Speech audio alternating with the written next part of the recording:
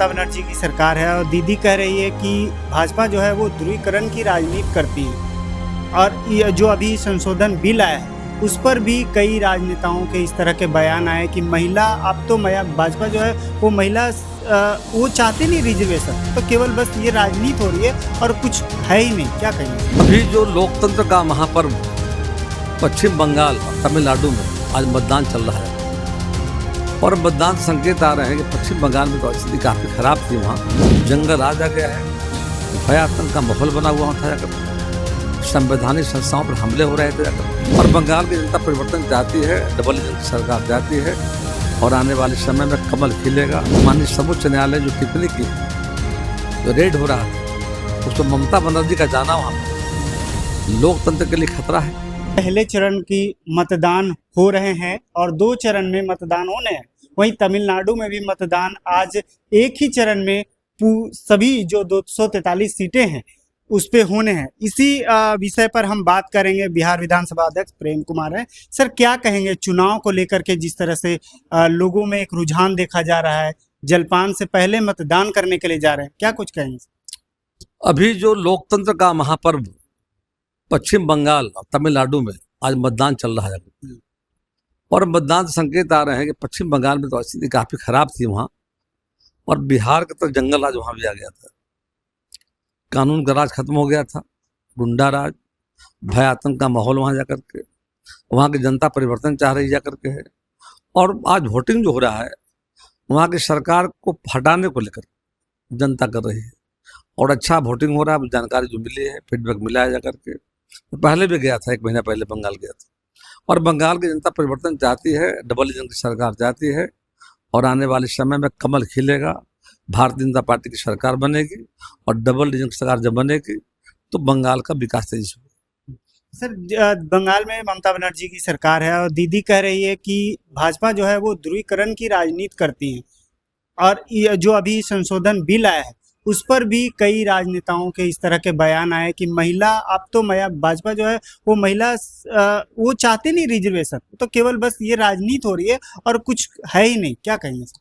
Bharatiya Janata party की सोच है सेवा, सुशासन और डेवलपमेंट, उस पर हम काम करते हैं जाकर। और जनता वहाँ चाह रही परिवर्तन, इसलिए तो सेवा खत्म हो गया है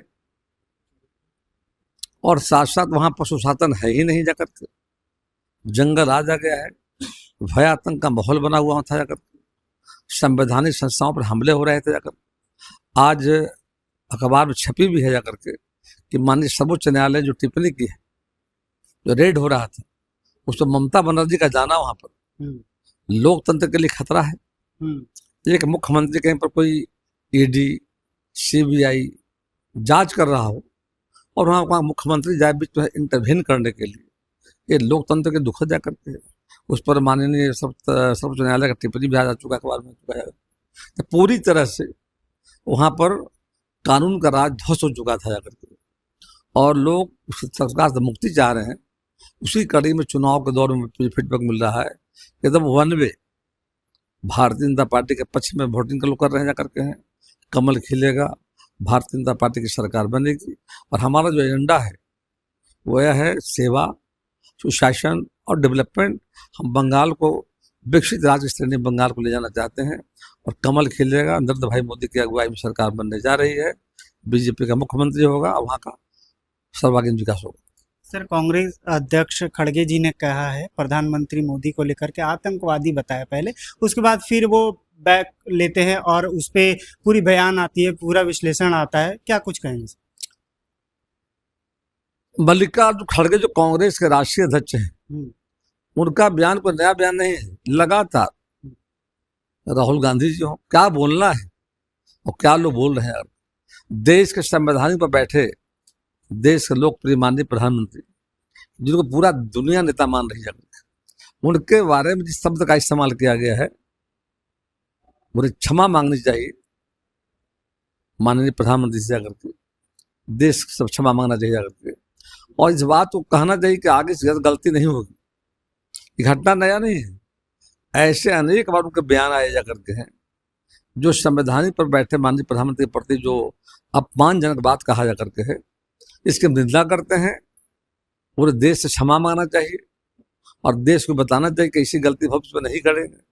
कि लगातार उनका बयान इस तरह आता है, जो एक संविधान में बैठे लोगों की मर्यादा को पर एक जो हमला हो रहा है जाकर के, वो गैर संवैधानिक जाकर के है और इसकी निंदा करते जाकर के हैं। और फिर मैं कहूँगा इस संदर्भ में देश वासियों से माफी मांगना चाहिए। सर, एक अंतिम सवाल है। पूर्णिया के जो सांसद हैं, निर्दलीय सांसद, उनके एक बयान बहुत वायरल हो रही है, बहुत चर्चा है, उस पर कोई सर बात रखना चाहेंगे? इसकी मुझे जानकारी है नहीं और इसकी जानकारी भी नहीं है, कहना भी नहीं चाहता हूँ। तो आपने सुना कि क्या कुछ कह रहे हैं प्रेम कुमार। आप अपनी प्रतिक्रिया जो है कमेंट बॉक्स में दे सकते हैं कि इस बातचीत को कैसे देखते हैं आप।